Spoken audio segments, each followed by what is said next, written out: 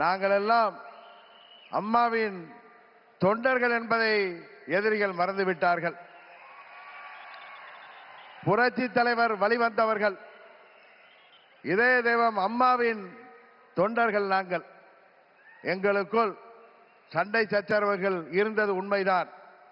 ஆனால் தமிழ்நாட்டின் நலனை கருதியும் அம்மா மக்கள் முன்னேற்ற கழகத்தின் நலனை கருதியும் மாண்புமிகு பிரதமர் அவர்களின் அழைப்பை ஏற்று நாங்கள் எங்கள் மனதிலே இருந்த எல்லா கோபதாபங்களையும் விட்டுவிட்டு 21 நம்மால் முடியாமல் போன அம்மாவின் ஆட்சியை உறுதியாக தமிழகத்திலே ஏற்றிட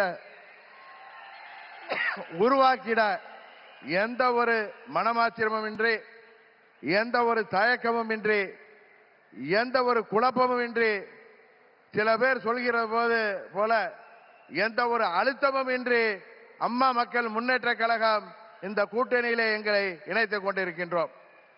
இந்த கூட்டணியின் வெற்றிக்காக அம்மா மக்கள் முன்னேற்ற கழகத்தின் ஒவ்வொரு தொண்டரும் தமிழ்நாடு முழுவதும் அயராது பாடுபடுவான் என்கிற உறுதியை மாண்புமிகு பிரதமர் அவர்களுக்கும் எதிர்க்கட்சி தலைவர் மாண்புமிகு எடப்பாடி பழனிசாமி அவர்களுக்கும் இந்த நேரத்தில் நான் சொல்லிக் கொள்கிறேன்.